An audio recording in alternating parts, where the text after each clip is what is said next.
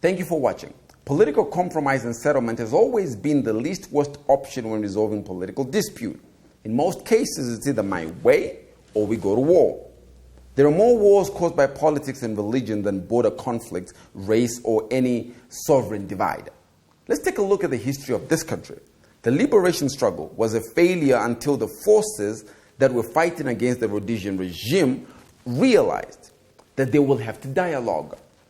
In order for the war to abate, the Rhodesian and the guerrilla fighters, with the mediation of Westminster, they had to do one thing. What was that?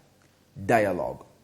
The independence of 1980 was a hard ask. You ask anybody who had to live through it, but it was a direct result of one thing. What was that? Dialogue. In order for President Mugabe to have half a chance of survival without internal torpedoing for as long as he did, he had to first cross the aisle with Joshua Nkomo and understand that dialogue seldom brings more war. By design, it creates a foundation of perspective. Let's talk about this country. We have been asking for dialogue since Morgan Tsvangirai lost the 2013 elections, but it did not happen. And I want to explain why.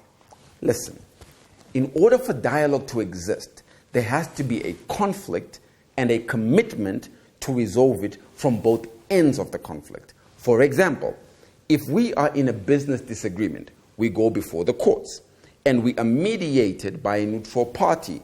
In our culture, Kumba, you go before a Tete, who is the mediator. Now in politics, we saw Morgan Tsvangirai and Robert Mugabe submit themselves to Thabo Mbeki and Jacob Zuma throughout the tenure of the GNU. But now we have ED and Chamisa. The first tactical error Chamisa made was before the elections. His greatest test was never if he could beat ED. We all know the answer to that.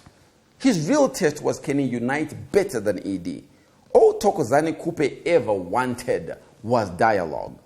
Likewise, the rest of the presidential candidates, they want to feel loved and their egos fed, but above all, they want to feel heard.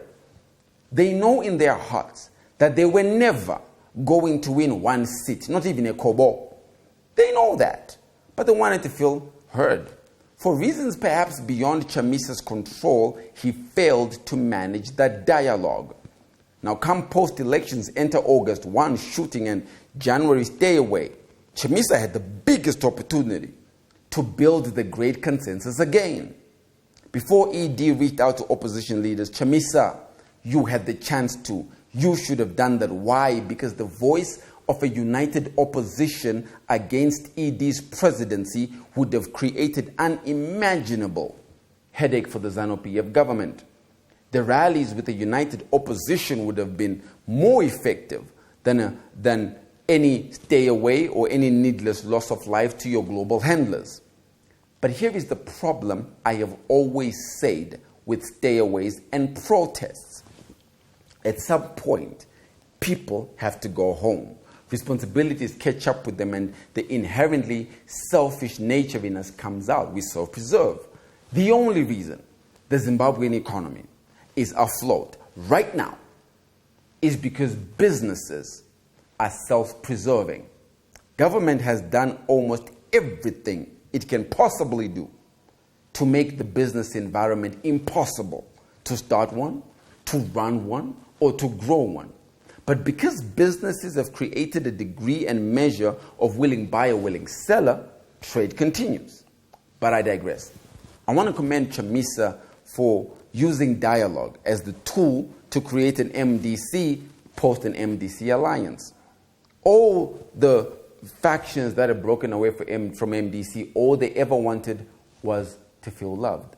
No one was really sitting at their house, not Mudzuri, not Agrippa, really believing that they had a chance to win. But you managed the optics. But the master of the grand stroke of strategic merit is ED bringing the failed candidates to his home for a photo opportunity and some small talk. ED has no reason to listen to those losers or even respect them. But it gives him some measure of believability when he says, you see, I brought them to my house and I made them some tea. Kumbaya. Now, Chamisa not participating in those talks was not entirely smart. One, because those men and women who attended have finally visited State House for the first and maybe last time in their lives, and now they think ED is their friend. 2, and more importantly, your supporters, your voters are gaining nothing from your arrogance. The purpose of dialogue is to navigate to the sweet spot. You go there, Chamisa. You have the world clapping hands and saying you are a great statesman. You take a loss and realize that either way, ED is going nowhere for the next 5 years. Anything aiming for his throne has had a torrid time breathing.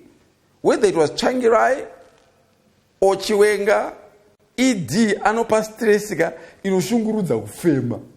His venom is strong and invisible. There's a reason he's still president. Let me make this clear. Without dialogue, both leaders remain in power of their organizations, but the people of this country remain in a quagmire. You know, one thing investors love and look out for, more than anything else, is predictability, not stability. Investors want predictability. Investors knew that Mugabe will sell anybody out and anything out for the sake of political mileage. They knew that Changirai will sell anybody out for status and being called the champion of democracy. They have no idea what the two of you boys are remotely up to. ED has said nothing meaningful out of his mouth from the day he came into office that I can think of. I mean, you tell me one thing ED has said that is of any meaning to you since he came into office. Zero, zilch, nothing. Hapana, hapana. But investors know one thing. He guarantees them that hapana zamnombundita. He is going nowhere for the next 5 years because the whole Greater Masvingo Midlands area have his back. And that is that. So here's how it must work, boys. We all know the two of you want power, to sit in meetings with white people and feel like you're doing something. We both know Pananya. So why don't you both lock each other up in a room and get to it? I say again to ED, call Chamisa in privately. Lock each other in a room. No cameras, no generals. Hear the boy out like a fuming small house or ex-girlfriend. All the boy wants is to be heard. You're not admitting that you lost the election. You're doing this because you understand you need to give the world a greater measure of predictability. Either you do it man to man, or if you can't do it man to man, you bring in a mediator. That mediator becomes a spokesperson for both of you to the world. You want possibly color. I mean, I know both of you are very fond of the British, so maybe bring in a Brit, but I would prefer you bring in the chairperson of the African Union, Paul Kagame. We all know Paul is in a league all of his own. Get the obvious out of the way.